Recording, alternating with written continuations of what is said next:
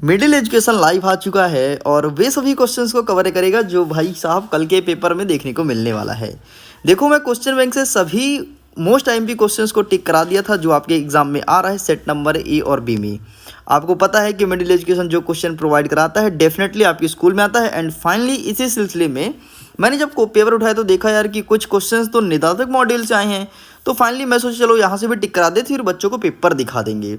तो लो भाई साहब, निदातक मॉड्यूल का फुल क्वेश्चन लेकर के आ चुका हूँ जो आपके एग्जाम में आएगा। यहाँ पर आपको क्वेश्चन बस नहीं बल्कि फुल सोल्यूशन भी मिलेगा, इसलिए टेंशन की कोई बात नहीं है, भटकना कहीं नहीं पड़ेगा। पेपर देखो, क्वेश्चन देखो, फिर वहीं पर उत्तर देखो और तुरंत का तुरंत याद करने का प्रयास भी करना, ठीक है। चलिए, ये हमारा निदातक मॉड्यूल का पार्ट नंबर फर्स्ट होगा। इसके पहले मैंने क्वेश्चन बैंक उसका वीडियो अपलोड किया था और एक पेपर मेरे पास आया है और उस पेपर को मैं टेलीग्राम पर डाल दिया हूँ लिंक के थ्रू। तो जाइए मेरे प्यारे बच्चों, विजिट कीजिए, उसको पेपर को देखिए, उसको डाउनलोड करिए और उसमें जितने भी क्वेश्चंस हैं उसको अपने स्तर पर तैयार कीजिए। फिर जल्द ही आपको उस पेपर का फुल सोल्यूशन आपके अपने इसी यूट्यूब चैनल मिड एजुकेशन में प्रोवाइड करा दिया जाएगा। चलिए फिर आगे बढ़ते हैं। देखो, इस प्रकार से ये आपका निदातक मॉड्यूल है। अगर इसका पीडीएफ आपके पास नहीं है तो मुझे बता देना कमेंट सेक्शन में, मैं इसका पीडीएफ दे दूंगा टेलीग्राम पे, तो वहाँ से डाउनलोड कर लेना, ठीक है।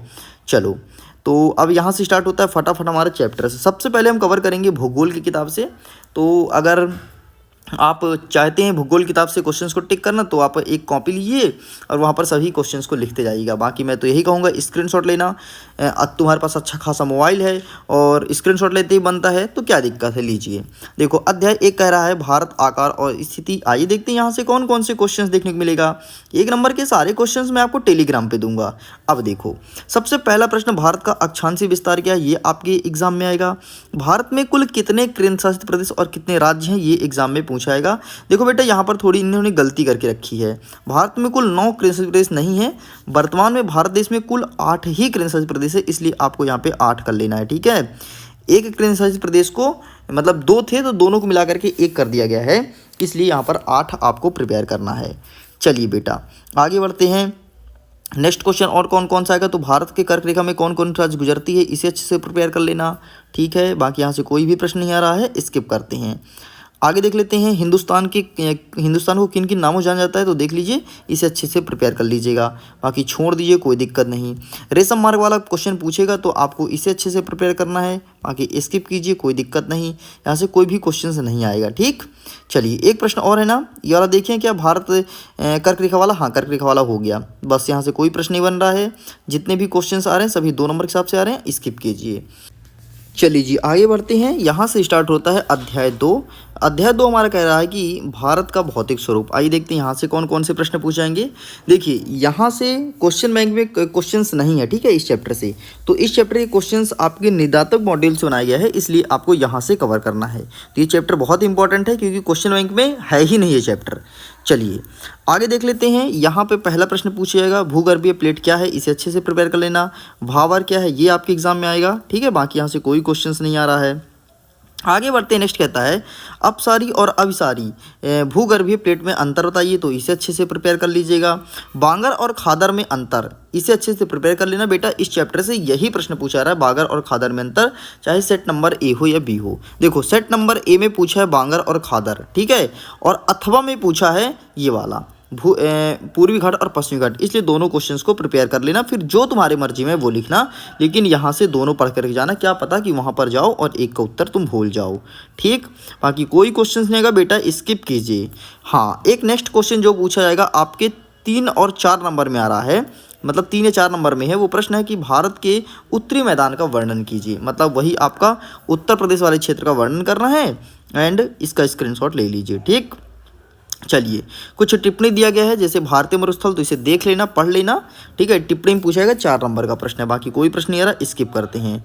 मानचित्र वाले कुछ क्वेश्चंस दिए गए हैं, इसको हम बाद में कवर करेंगे, एक साथ एक वीडियो लेकर के आएंगे, उसमें सारे के सारे मानचित्र आपको दिखा देंगे, टेंशन की कोई बात नहीं है। नेक्स्ट आता है हमारा अध्याय 3 अफवाह। आइए देखते हैं यहाँ से कौन कौन से क्वेश्चन बनेंगे।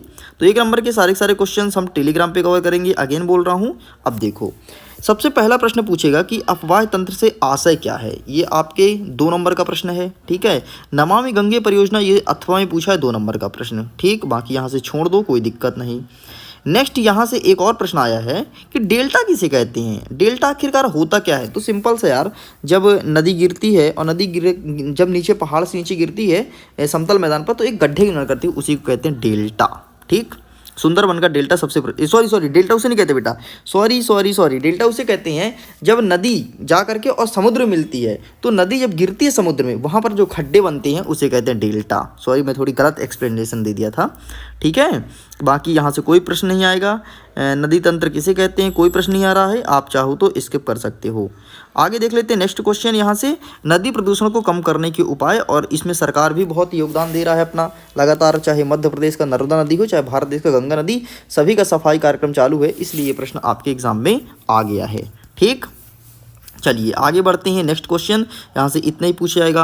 आगे देखते हैं, अध्याय 3 आपका कहता है जलवायु। जलवायु से कौन कौन से क्वेश्चंस बनेंगे, इसे भी कवर करते हैं।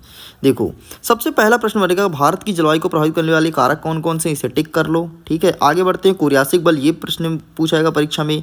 चलिए, यहाँ से बाकी कोई क्वेश्चन नहीं आ रहा, आप इन्हें स्किप कर दीजिए। नेक्स्ट, मानसूनी वर्षा की आखिरकार कौन कौन सी विशेषताएँ होती हैं, इसे टिक कर लीजिए। ठीक है, आगे बढ़ते हैं नेक्स्ट क्वेश्चन। नेक्स्ट यहाँ से कोई भी क्वेश्चंस नहीं बन रहा बेटा, बस स्किप कीजिए, कोई दिक्कत नहीं, स्किप कीजिए, कोई दिक्कत नहीं। ठीक है, ये देखो एक अंतिम प्रश्न से देख लें, राजस्थान के घरों की जो दीवार होती है मोटी और छत जो होती है वो चपटी क्यों होती है, बस इतना आपको प्रिपेयर करना है यहाँ से, बाकी छोड़ देना है, कोई दिक्कत नहीं। ठीक है, चलो आगे बढ़ते हैं, हम नेक्स्ट क्वेश्चन देखते हैं। अच्छा, मानसून की विशेषताएं तो देख ही लेना, मानसून की विशेषताएं 3 नंबर में पूछ रहा है, ये 3 नंबर का प्रश्न है आपके पेपर में। ठीक, चाहे कोई भी सेट हो, दोनों में आ रहा है, देख लेना। आगे बढ़ते हैं नेक्स्ट अध्याय 5वां नंबर कहता है प्राकृतिक वनस्पति तथा अन्य प्राणी। आइए देखते हैं प्राकृतिक वनस्पति से कौन कौन से प्रश्न आ रहे हैं। यहाँ से कोई खास क्वेश्चन देखने को नहीं मिल रहा है प्राकृतिक वनस्पति से, रुको जरा सब्र करना। यहाँ से 1-2 प्रश्न आ रहा है, कटीले वनों का वनस्पति नाम देख लेना। ठीक है, ये देखो, ये प्रश्न देख रहा है 1 नंबर का, बस बाकी कुछ नहीं आ रहा है। हाँ, कुछ 1-2 अभ्यारण्य ग्राम देखना ना, जो पक्षी अभ्यारण्य है उसके बारे में पूछा जाएगा, और ज़्यादातर पूछता है सदाबहार वन और पर्णपाती वन में अंतर, 2 नंबर का प्रश्न पूछता है बेटा। लो, सदाबहार वन और पर्णपाती वन, ये उत्तर लिखा गया है, स्क्रीनशॉट ले लो। ठीक, पर्वतीय वन का विशेषता इसी का अथवा वाला प्रश्न है, तो आप इसका भी स्क्रीनशॉट ले लो और देख लेना, कल के एग्जाम में यही सब क्वेश्चन देखने को मिलेगा। आगे कहता है अध्याय 6 जनसंख्या। आइए देखते हैं यहाँ से कौन कौन से क्वेश्चन आ रहे हैं जनसंख्या से। जनसंख्या में हम पहला नंबर कहते हैं कि भारत में जनसंख्या के असमान वितरण का क्या कारण है, इसे अच्छे से रीड कर लेना। ठीक है, ये आपके परीक्षा में आएगा। नेक्स्ट देख लेते हैं जनसंख्या वृद्धि के महत्वपूर्ण घटक, इसे देख लेना बेटा, ये आपके परीक्षा में आएगा। ठीक है, स्किप करते हैं, आगे बढ़ते हैं। नेक्स्ट यहाँ से बाकी कोई क्वेश्चंस नहीं आ रहा है, कोई भी क्वेश्चन है, टाइम पास करने से कोई मतलब नहीं है, उन्हीं क्वेश्चंस को पढ़ के जाओ जो तुम्हारे पेपर में आ रहा है। चलिए, अब यहाँ से स्टार्ट हो रहा है इतिहास के प्रश्न, फटाफट इतिहास के पन्ने को हम पलटाना स्टार्ट करते हैं। ठीक, इतिहास से भी सभी क्वेश्चंस को टिक करते हैं।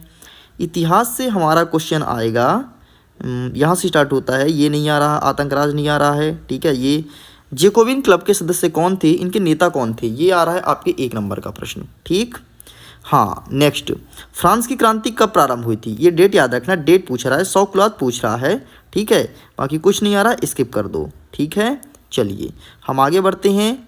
नेक्स्ट हमारा क्वेश्चन क्या कह रहा है, लुई सोल्वे के बारे में पूछ रहा है। ठीक है, लुई सोल्वे से प्रश्न आ रहा है, जेकोबिन्स कौन थे। ठीक, ये फ्रांस में 14 जुलाई का क्या महत्व है, एक खूनी रविवार करके हो गया यार, वो प्रश्न आ रहा है, देखता हूँ यदि यहाँ पे दिया है नहीं दिया है, नहीं दिया तो अलग से कर लेना। ठीक, चलिए, तो खूनी रविवार की घटना, इसे देख लेना। आगे बढ़ते हैं, नेक्स्ट हमारा अध्याय 2 कहता है यूरोप में समाजवाद एवं रूसी क्रांति। आइए देखते हैं समाजवाद और रूसी क्रांति से कौन कौन से क्वेश्चन आ रहे हैं। तो यहाँ से कुछ नहीं बन रहा है, स्किप कर दो बेटा। हाँ, ये भैया ड्यूमा किसे कहते हैं, ड्यूमा और कुलक 2 प्रश्न पूछता है, तो रूस की संसद को ड्यूमा कहते हैं और रूस के बड़े किसान को कुलक कहते हैं, ये प्रश्न पूछेगा। कार्ल मार्क्स का पूंजीवादी पर क्या विचारधारा, इसे देख लेना। बाकी लेबर पार्टी का गठन कब हुआ, डेट याद रखना, 1 नंबर का प्रश्न है, बाकी स्किप कर दो, कोई दिक्कत नहीं।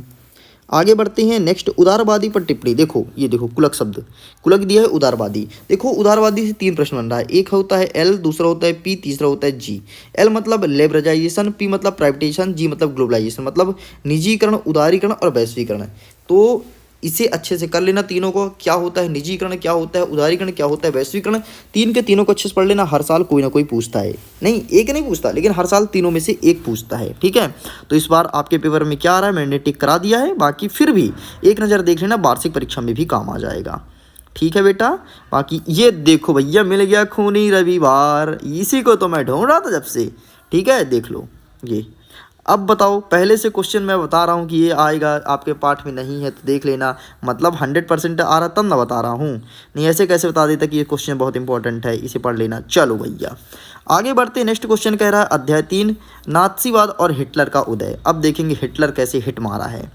ठीक है, चलिए आगे बढ़ते हैं। अच्छा सुनो, अगर अभी तक तुमने वीडियो को लाइक नहीं किया तो लाइक क्यों नहीं कर रहे हो? तुमको नहीं करना, टॉप क्या सोशल साइंस में। अभी तक तो तुम वीडियो को लाइक कर रहे थे, वीडियो को लाइक कर दो यार, और मित्रों के साथ साझा भी कर दो ना, क्योंकि मैं हमेशा बोलता हूँ सबसे पहले आप वीडियो को देखिए फिर साझा कीजिए। तो अब तो साझा कर दीजिए क्योंकि वीडियो का एंडिंग पॉइंट आ रहा है। ओके, बाकी अगर पीडीएफ को डाउनलोड करना है, जो पेपर मेरे पास आया उसका लिंक वीडियो के डिस्क्रिप्शन बॉक्स में दिया गया है। मन में कोई क्वेश्चन हो तो इंस्टाग्राम पर मैसेज कीजिए, आपके डायरेक्टली मेरे से बात होगी, वहाँ पर आपको इंस्टेंट रिप्लाई मिलता भी है।